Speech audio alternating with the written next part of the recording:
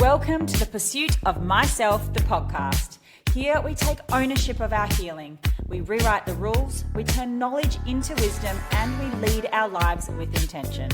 I'm your host, Raine, and it's my mission to empower you to get back into the driver's seat of your life. Welcome back to the Pursuit of Myself podcast. I am your host, Raine, and today I am going to take you through something that's really, really close to my heart. Could be the actual missing piece to the puzzle that you've been looking for. Just with this little bit of information, it might all start to make sense. But first of all, I want you to consider, what if your own authentic journey could actually be your superpower? What if you could build a life where you are living from your heart, not from your people pleasing, not from your fear, not from your expectations of others, not from what everyone else wants from you? What if you could lead your life from your heart? Now, I know that could be a concept that is like way out there, but if you are especially in the midst of considering how to rebuild your life from the ashes upwards, then this is something that you actually have to listen to. We're going to talk about how not to give in to the fear, how to stop people pleasing, how to choose yourself, how to let go, how to know your worth, everything that you desire, how to love yourself, which could be a concept that feels so far out there, but it is possible for you. Okay, so authenticity, how you appear to be versus who you really are. So how we show up to the world versus what our heart actually desires and who we actually are. And this can feel so far away from each other. But we put on this mask to keep relationships, to build businesses. We put on this mask and it affects our physical health. It affects our financial health. But authenticity is the soul's language of who we are, who you would be without your programming, without your conditioning, without your pain, your traumas, and your shame. So we go through so much in life, and then so many of these events, we make them mean about us. And we start to move away from who we actually are, and we start to operate from a place of pain, shame, and programming. So when it comes to authenticity, and when we try and tap into that, it's like, how do we tap into the heart when we have all these layers that have come upon us, that avoid us, that block us, that stop us from actually getting clarity on what we want and who we are? Essentially, what happens is your inner child, things that happen to you as a child, as a teenager, it gets in the driver's seat. Your shadow, your shame and guilt get in the driver's seat. And this eventually becomes our personality. So you think about it like perfectionism, people pleasing, worrying about what other people think. We become really controlling. We don't know how to say no. We have deprecating self-stories and we sabotage ourselves. So when we are out of touch with our own wants and desires, we come up against roadblocks continuously through our life. When we give in to the fear, when we people please, when we seek validation and to belong, the fear is driving you and not your soul. So to actually get back to your soul, the work is in unpacking who is actually in charge here, what is in charge and what is making the decisions moving forward in my life. Why does this happen? Well, our ego is trying to keep us safe, and it's trying to protect us so that we belong, so that we can keep the relationship, so that we can stay in that job just because of the money.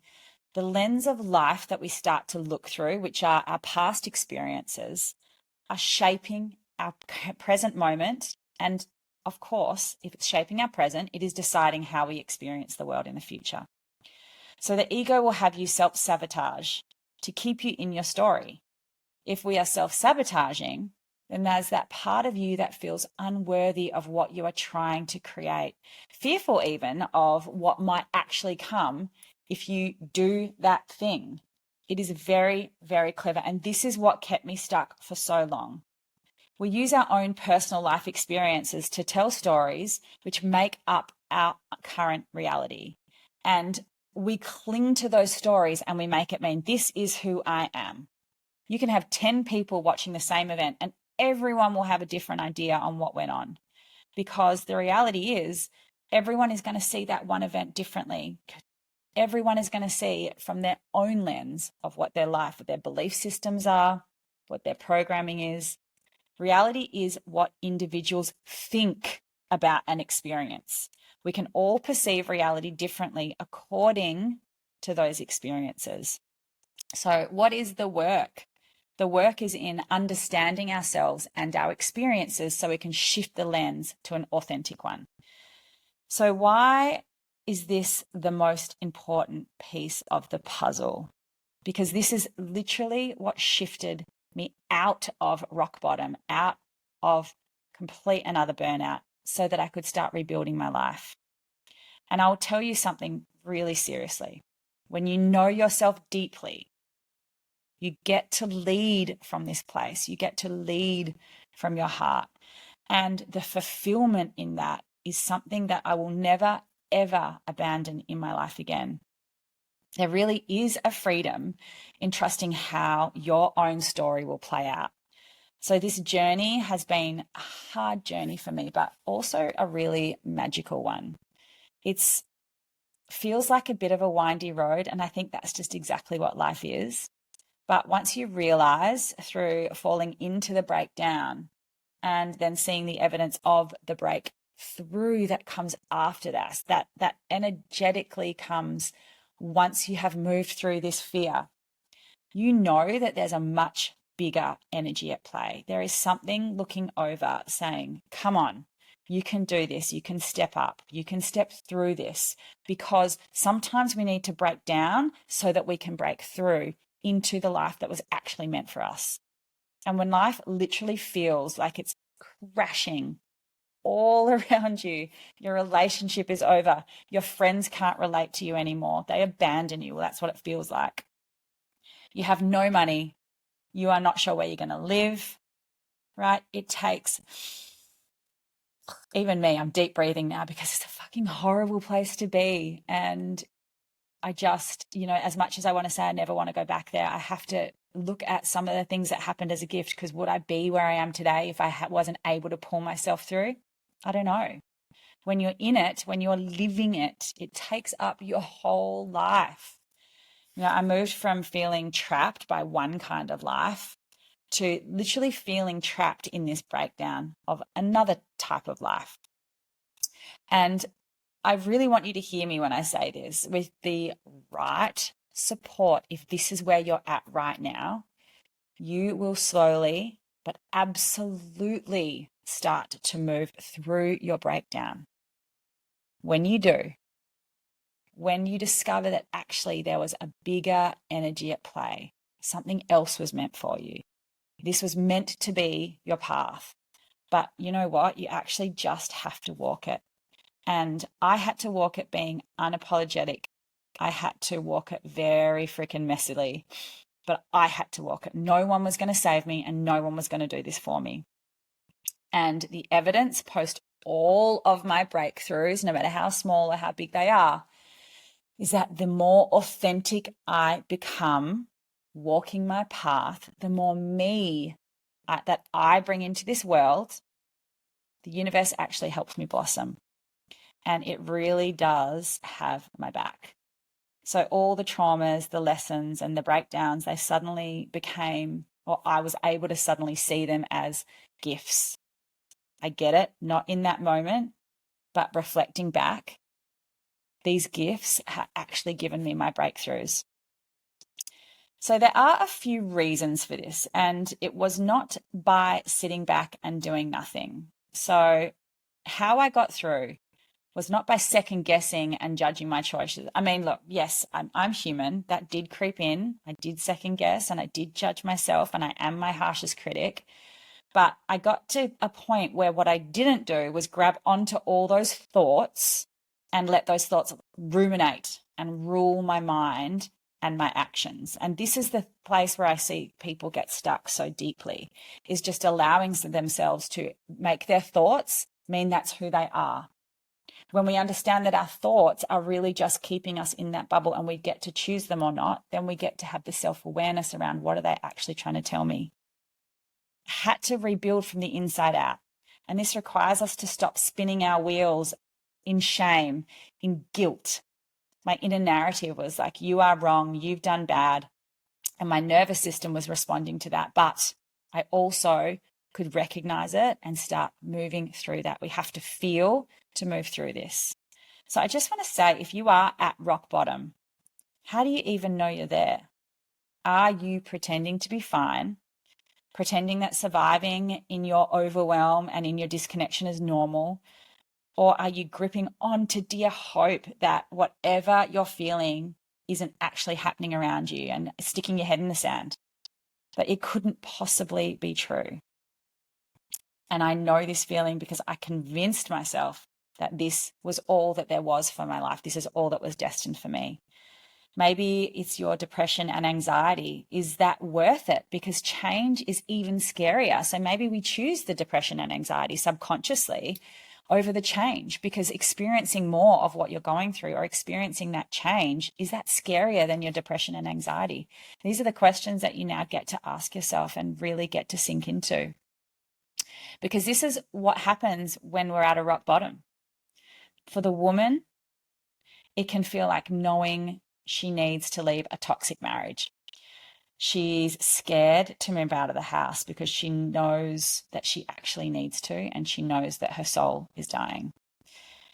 She's still living there, but doesn't want to be there anymore, but forcing herself to just stick it out. It's sticking to showing up every day in that toxic job where you overwork, have a shitty pay, where you're a slave to the system. Maybe your boss is a bully, but hey, you need the money, right? Maybe, like me, at some point, you're influencing. You're being seen by who and for what, but you're still feeling so disconnected from who you are. You're literally selling your soul for pittance and convincing yourself that you're actually being authentic, that you're only selling products that really you would promote anyway. Maybe your ego just loves the likes. Maybe you're really good at it. Maybe you need the money. You could be earning a lot of money, but how is your integrity? Are you proud of yourself? Or does it feel like your soul is being crushed and your worth is tied to performing? So you keep going. And this is what I'm talking about. The shame and the desperation start to creep in slowly.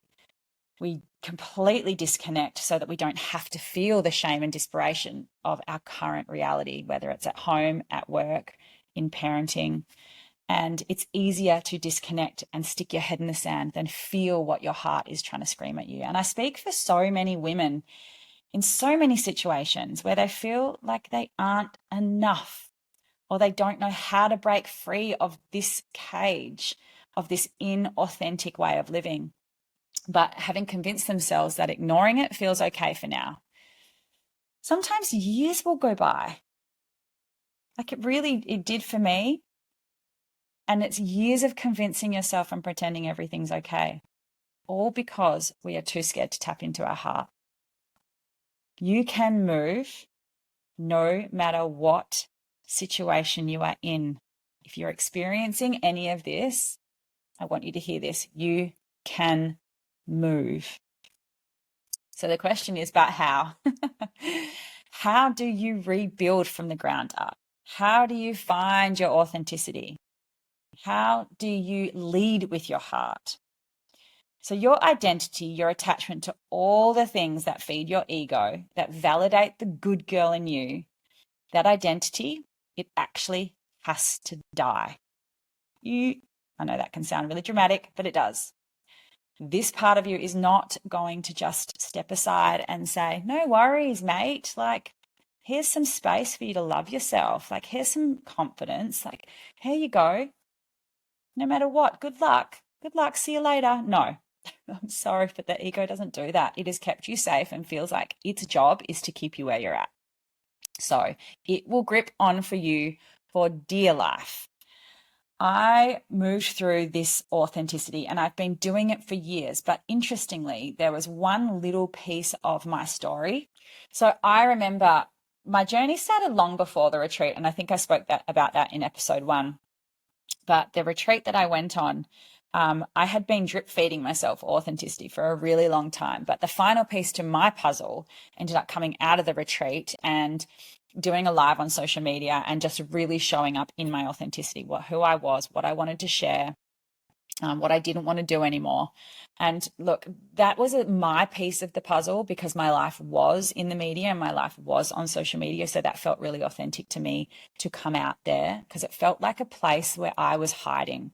So the inauthenticity, it will always show up in places where you feel you have to hide, where you feel you can't fully show up as yourself. And that was my place. So from that moment on, I really started to set boundaries with myself and I really started to explore who I was. I did more learnings, more courses. I did more meditations. I studied myself deeper, all the things, the journaling, had the mentor, all the things that you can think of, right? I did. And I was really, really good at saying no. I was really good at when I was offered opportunities and jobs that weren't aligned, I literally said no. I stepped fully into my business. But there was this one piece of the puzzle that I didn't give up until about a month ago. And that was my relationship with Mazda. So part of my influencing and blogging world, I got a car, which was so awesome. I mean, this incredible Wanneroo Mazda gifted me a car to use for as long as I wanted. And I would just do a few posts every now and then. And I absolutely, authentically loved that car. And I loved that relationship. But what I was still doing was I was still hiding behind the reasons why I kept that car. And I only, as I say, know this now. But this is how the ego and this is how it can grip in for so long without you even noticing. My story was, yes, it's a free car. Yes, you're really being authentic. Yes, you're good at what you do. Yes, you're doing them a service. All those things. But what was happening subconsciously is my inauthenticity is like, you wouldn't be able to afford to buy a car. Like that is more debt that you don't need. Be scared, like your business will not support you. And all these other victim mentality, that was the little ego gnawing away at me. And as though I was able to give up everything else, say no to big jobs, big money, all that wasn't aligned, that was not in my business here at myself. This is the one thing that I couldn't. So when I finally cut those cords, when I finally realized that Wanneroo Mazda, as much as I love and adore them, when I'm speaking about authenticity and moving forward and cutting everything out in our life that is not where we're meaning to go, this is the last piece of I believe right now it's the last piece of my puzzle. Maybe it's not. Maybe there are some other things that I'm still hiding. As I peel back the layers, I will share those with you, no problem. But for now, I think that was the last piece of my puzzle. So it was really important for me to step into my power, to step into my confidence, to say no to a relationship that I wasn't feeling aligned in anymore because I started to feel guilty. I started to feel shame that I wasn't posting and that I wasn't sharing as much as what I would have been expected of me, what would have felt authentic to me. So I allowed that shame and guilt to continue stirring inside my body. And this is how the ego tricks us. So it wasn't until we cut those cords, this amazing relief came over me. Yes, there was the fear that now I was going to have to buy the car and now I was going to have to, make more money and I was going to have to really stand on my own 2 feet and really be responsible just for myself. But there's something extremely liberating in that when you are backing your heart, when you are leading from a place that is void of shame and guilt and from empowerment. And that relationship, as I said, I think is the last piece of that puzzle. But I will keep you tuned if anything else comes up. So why is this so important? Why is this story so important? Because really what happens when we are being inauthentic, when we're allowing shame, guilt, fear to dictate our lives, it actually impacts every area of your life. your actions, your confidence, your worth, your relationships, your parenting, your career, your financial health, your physical health. It impacts everything. And even though I had that car and I was convincing myself I was doing the right thing, that shame and guilt would have been leaking out into other areas saying, you're not safe here. You're not safe to make more money. You're not safe to look after yourself. And your stories and projections and energy beliefs, what you think you deserve subconsciously, is all shaping how you are moving through and making choices in your current everyday life. Because the energy leaks, the inauthentic energy leaks. No matter how much you convince yourself it's not, it leaks. Now, if you're at rock bottom, if you are in a rut, I can safely say that there's something in your life that you are convinced yourself can't change, or you're scared to change, when your soul is really calling you for change. And it's in the ignoring of the red flags that we begin to spiral, that we begin to have the self-doubt, that we lack the confidence, that we bring on the feelings of anxiety. And the world that we live in tells you to start reaching outside of yourself, because that's what we do when we're in these places, when we're in these rock bottoms. We reach for the money, for the career, for the drink. We reach for the sex to make us feel good. We reach for the social status or the likes on your Facebook post or Instagram post, showing everyone that you're actually doing great. And that will fill you up, your ego up when you're at rock bottom for a little while, right? And even the mindset training and the business strategy coaching. This will help you a little bit, yes, but it's all feeding your ego. And none of it actually matters if you don't know who you are. If you are not feeding your heart, none of it will matter. It'll just be a temporary fix. Now, I don't want authenticity to be mixed up with purpose. So authenticity, it's who are you, and your purpose is why you do what you do. And as authenticity is the missing piece of the puzzle to begin with, the authenticity is how you set up your foundation. You can't actually do any of those things, anything in life, if you don't know who you are. The ego will be driving. The identity will be driving. Well, okay, you actually can. Let me correct myself there. You can do all of these things if you don't know who you are. It just means that it won't feed your soul. It won't be fulfilling. You will be maybe fulfilling a picture of what you think your life should be, but it's not filling your soul's desire. You'll be chasing validation through money, through status, through likes, to just feel good about yourself. And eventually the wheels start falling off and the soul starts to wake up and it goes, knock, knock, knock. Hello, I'm still here. It wants more from you. It actually wants connection. You aren't put in this lifetime to be a robot. You are here to experience joy and happiness, but, not from this place of being a good girl, from being told that you're good. We're here to experience this life from our hearts, from knowing that who you are and who you are being is perfect and is enough. You are enough. This all comes down to your authenticity. So this is where we start to build the foundations of who we are, so that as we rebuild from the rubble up, we get to do it with an unshakable inner strength. We need to fertilize the soil. We need to water the soil so that as we grow our tree, our roots are deep. So just so that we're clear on what authenticity is, it's who are you without all your pain, shame, and programming, or even your societal conditioning, which is where you were born, the place you grew up in, what was expected of you. Who is that person? I want to know who she is. What does she think about? What is really important to her? What are her values? How does she love? How does she hold herself? What does she actually believe in? That is your authenticity. If you can answer those questions, then we start to open up the doors of who you are. And it's not until we open those doors that we can start building from that place. I mean, how many of you feel like you know actually who you truly are? It is quite a rare thing for someone to say, me, I know who I am. People do tell me that they love my authenticity all the time. And I feel like that's such a compliment. If you're a bit lost on who you are, how do we find that out? How do we actually take a step in this direction of your personal happiness and of your personal joy? Letting go and making space, or enough space, for us to actually explore this. Because what happens is who we are versus who we appear to be.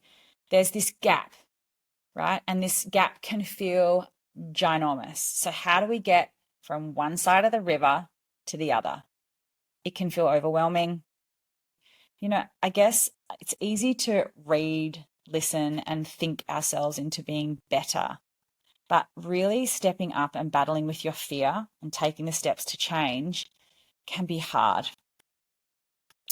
But this is where we must face off with ourselves if we want to lead this fulfilling, joyful life.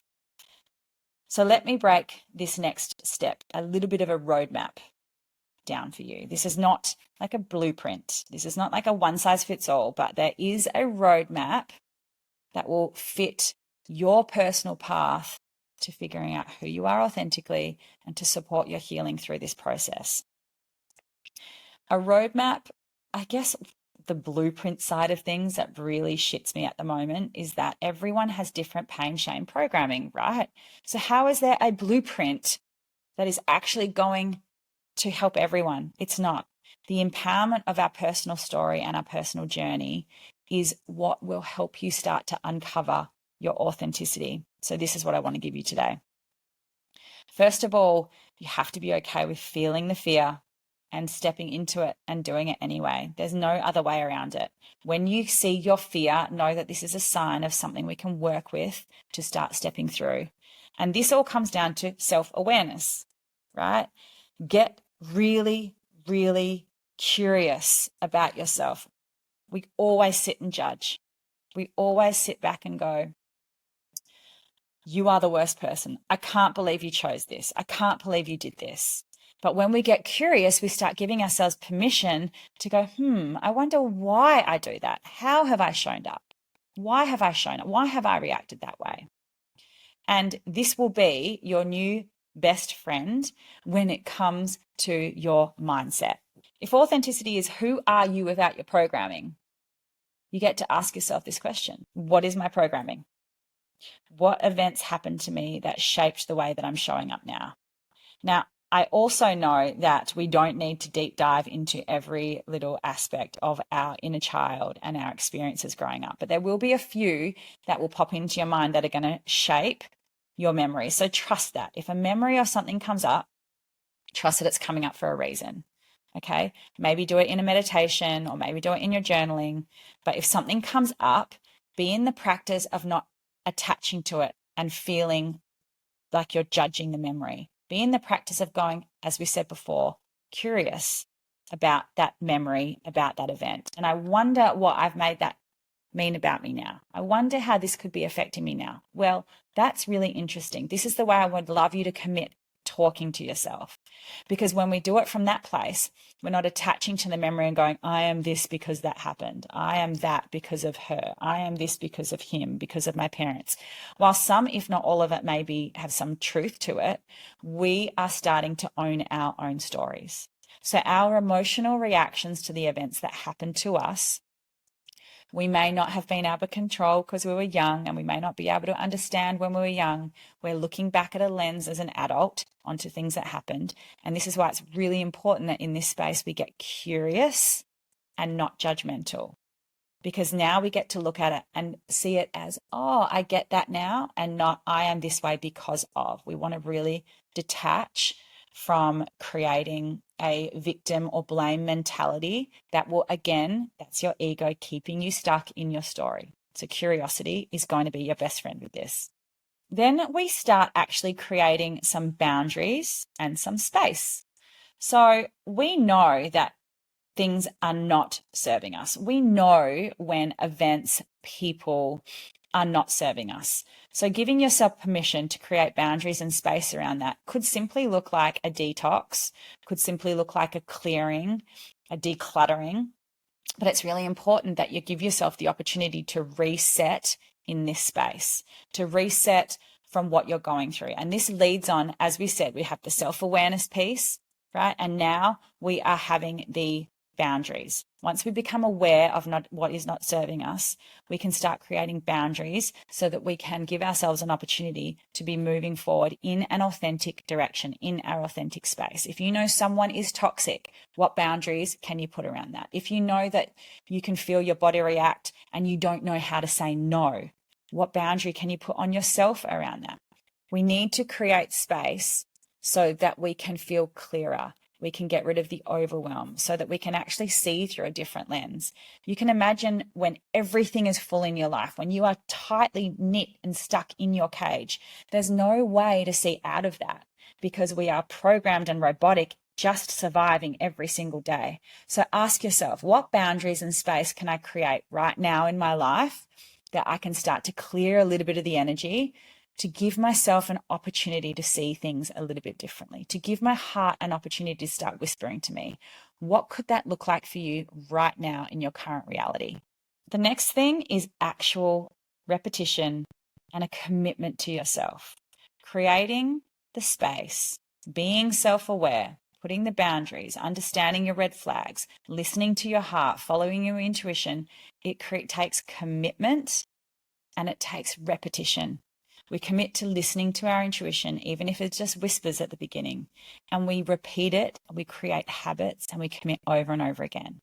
Life is going to life. Things are going to get hard. Sometimes things are going to get easy, but if the one commitment you can make to yourself is to continuously listen to the calling of your heart, to say no when things don't serve me, to try and lead from that place, the habits that you will form will start serving you and it will become easier. You can't just do this once and think, yay, I'm done, because there will be tests. Life will life. You have to make the commitment to continuously step up and step in over and over again, even and especially when it's hard. So here's the truth. You can't think your way into this transformation. You really do have to feel it. You have to embody it. You have to choose it. You have to live it. And that's the part no one really wants to sell you. They don't want to sell you on this is the work, because no one wants to do work, right? And it's not fast. It's not a quick fix. It's not easy. It's real. But this is actually, authenticity is about self-mastery. It's about claiming your personal joy, owning your habits, taking responsibility for your happiness in your life. Not just when the money rolls in or when your body looks like a certain way or when you've got the marriage or when you're in the house, when you're successful at work, not when they finally validate you, but it's now. It's in the mess. The rebuild is now. It's in the moment you decide, I am done abandoning myself. Because here's the thing, right? A great, fulfilling life is not built by accident. You're not just going to fall into it. It is built on purpose. And sometimes it takes a rebuild from the rubble up, from brick by brick, breath by breath, with truth and commitment in every single layer that you're working in. And if you're standing in your breakdown or your ashes or your rubble right now, I just want to say, I see you. I have been there. I know how that feels.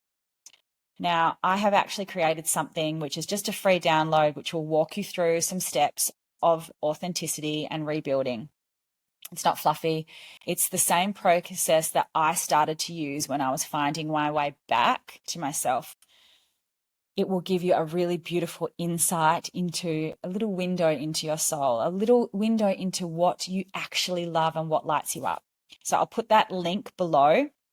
And if you want to have a look, just download it. Comment, like it, let me know how it goes. But I really hope for you that it sparks something in you that says, hey, this is my turn. I am going to start leading with my heart. I know that it's scary. I also know that my whole life doesn't have to fall down around me for this to happen. I can still choose myself in any moment, even if it's just pinch by pinch. But choosing yourself will be the biggest gift that you give to yourself and to those around you. So give it a go, I promise.